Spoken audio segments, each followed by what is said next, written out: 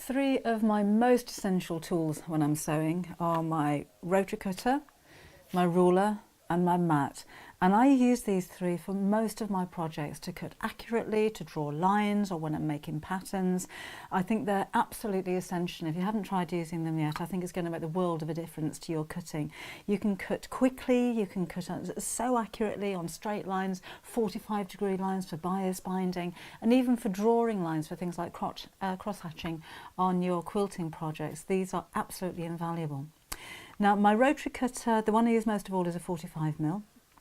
I like to use an Alpha just because that's what I'm used to and that's what I like. 45mm are the most popular sizes, but there are three to choose from. You can go for a 28mm, 45 or a 60mm. The 60mm is useful if you're cutting through multiple layers of fabric or very thick fabric, so if you're curtain making, that's ideal for you. And the little 28mm one, if you are going around curves and corners, if you've got your patchwork acrylic templates to cut around, then that's going to be good for you. Always choose a rotary cutter that has a lock on it. Some of them you can push the blade out when in use and pull the blade back when you're not using them. Mine's got a little button on the side here that when I press it one side and squeeze the handle, I can cut. When I let go, get into the good habit of locking that. These blades are incredibly sharp, seriously. Even when they're blunt, they're incredibly sharp. So do make sure that you're safe when you're using them. Another thing to bear in mind when you're cutting is what you're cutting. Make sure that your cutting area is clean. As in, I've blunted many rotary cutting blades by hitting a pin. If you take a tiny little nick out of the blade, then it's not going to cut all the way through. It'll have a few threads left, and that's really irritating. And sometimes, even when I've had dried glue on my mat, that tends to blunt them a little bit as well, which again is just really frustrating because they're not cheap. My ruler, I have a 24-inch ruler. I tend to work mostly in inches. If you work in centimetres, you can buy rulers in centimetres as well. And I like the 24-inch because if I'm cutting fabric off a bolt of fabric, if I fold that in half, I can cut all the way across it. And go for the largest mat you possibly can. This isn't my largest mat, it's actually my cleanest mat that I wanted to show you. But the bigger the mat, the larger your cutting area, the easier it is you're going to be able to cut. But if you've only got room for a little A4, then just buy an A4 mat. And you can see on here, well actually both on the ruler and on the mat, you've got lots of different angles. So it's not just your square inches and your half an inch and your inch and your eighth of an inch. We've also got 30, 45 and 60-degree angles both on the ruler and on the cutting mat as well. So let's just get some fabric and I shall show you why this is so important. Now, no matter what your project is, how big, how small, whatever you're making, the first thing you're probably going to need to do when you get your fabric home is to cut off the selvage. So these are the bits that go down both sides of the fabric as it comes off the roll. And the reason you cut them off is because normally they're woven a little bit tighter than the rest of the fabric. So they can gather the fabric a little bit if you leave them on. You'll find that if you iron them, they can shrink a little bit. But also, a lot of the time with the selvage, you can see these little perforations down the side, so they're actually quite ugly. Now, the reason those are there, if you weren't aware, is because when the fabric's dyed, obviously it's wet, and when it comes off the loom, it has pins holding it to stretch it taut, and these are the little holes where the pins go through. So that all needs to come off because that's really not very pretty. No one's saying that. It can be very pretty, just not on the fabric, because, you know, save this. On this one particularly, it makes quite a nice border, so you could use that as a trim. So I'm going to stand up and do this because I can put more pressure on with my rotary cutter. You don't really need to force it down, but I find if I'm sitting down to cut, when this goes away from me, it gets a little bit weaker as I get to the far end, so I'll just stand up here. So another really important rule for you when you're cutting your fabric with a rotary cutter is always, always, always cut away from you. You can cut at an angle away from you, I'll let you do that, but never cut towards you, never draw this back. As I said earlier, this blade is very, very sharp, it will cut you. So let's arrange my fabric on here. And I'm just going to cut along this side. So I'm using the line on the mat and the ruler line those up, take my blade off, cut, and look at that, I've got a perfect straight line. No matter how talented you are with a pair of scissors, I don't think you'll ever get a line that's as straight as that. So that's selvedges gone. But what if you've got a piece of fabric that hasn't got any selvedges? Well, you can normally tell with woven fabric, if you look very closely, you can actually see the weave. So you've got the warp and you've got the weft. The warp goes north to south as the fabric comes off the roll, and the weft goes across. You don't need to remember the names, but if you think weft to right, then that's the one that goes across. But if you've got a piece of fabric without any selvage on there, I can see the grain, but I don't know which way around it goes. And if you're patchworking, that may be important for you. So let's listen to your fabric.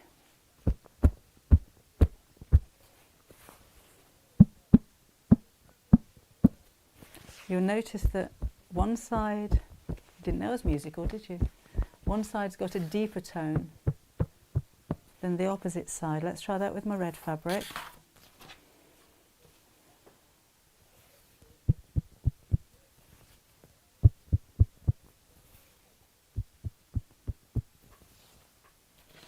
So basically the stitches that are going across, the weft stitches or threads, are tighter than the ones going north to south, so they'll create a higher noise, a slightly higher pitch.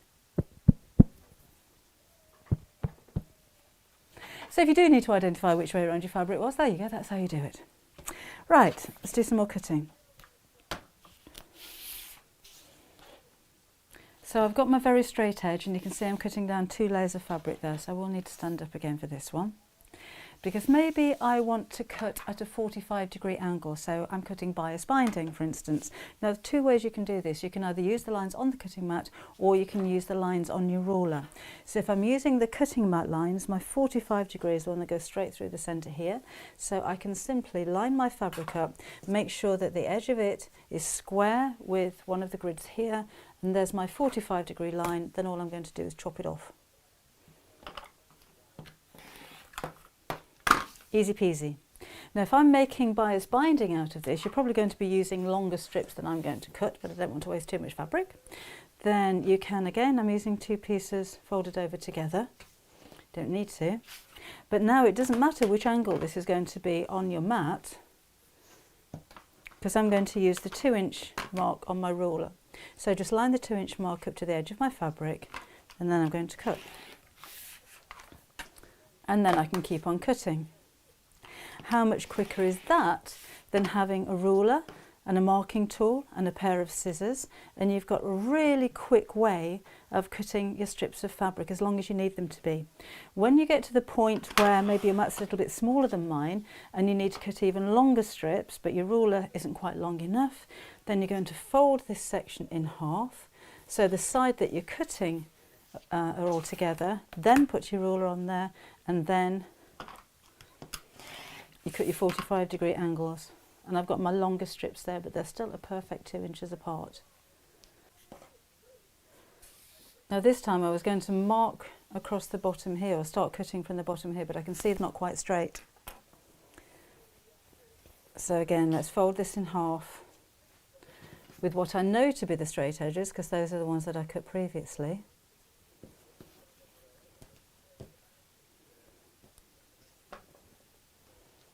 So I know that those edges are already straight, so I can line those up with 1 grid here. I also know that the fold is going to be straight, because folds tend to be straight, so I can line those up instead on a mark here. I'm going to fold all of that in half again, just to make it quicker. I've now got 4 layers of fabric that I can sew through, and I'm going to pull it slightly over the grid line just here. So that's lined up straight, that's lined up straight. I'm going to put my ruler across the markings here, and cut off the bottom. How easy is that?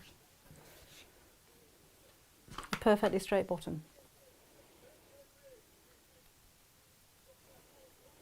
Now for drawing my grid lines,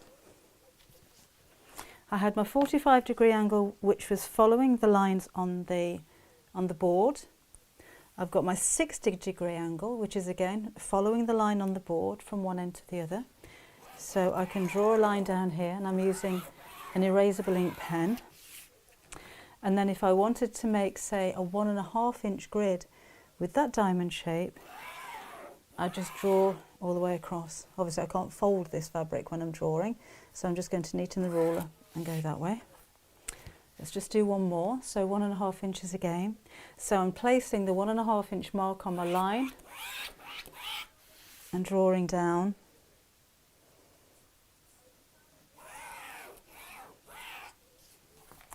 And then I'll need to go 60 degrees in the opposite direction. I don't have a 60-degree mark in the opposite direction, but I do have markings on my ruler here as well.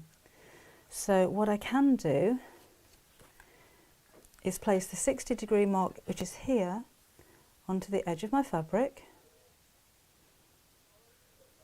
and I can draw this way.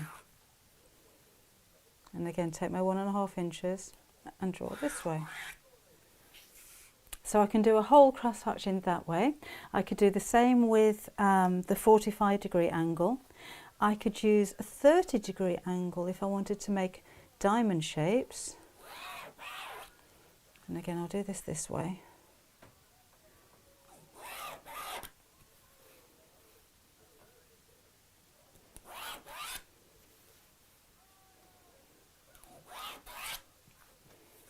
So now I've got a diamond shape that I can use to quilt over. I could, if I wanted to, use those to cut strips out of, so I can actually cut my diamond shapes if I'm going to be using those for patchwork. So those would be 60-degree diamonds, so you can make things like your tumbling blocks with those kind of shapes. Or you could do the same with 30-degree diamonds. So you can see, all in all, it's just incredibly useful for marking, for pattern making, for lining up your fabric just to make sure it's square before you start your project, for larger pieces of fabric where you can fold the fabric in half and then half again. So if you are making larger items like curtains, that's going to be perfect for you as well. A few tips on keeping your mat clean. It's quite difficult to remove wadding or batting. So yes, of course you can cut through wadding and batting with your rotary cutter, but it'll push it into the board and you'll find yourself having to scrub it. I think I've got a little bit on there still, to scrub it to get it out again. You can use warm soapy water and just give this a wipe over. Don't scrub it too hard because we don't want to spoil the surface, because that can affect your rotary cutter again. But keep it flat. Even when you've got the really big boards, mats, if you tend to stand them up to store them, they can bow and it takes quite a while for them to go back to being flat again. So I hope you found that useful. Any questions, again, leave me a message down at the bottom there and I'll try and answer them for you in future videos. I shall see you again soon.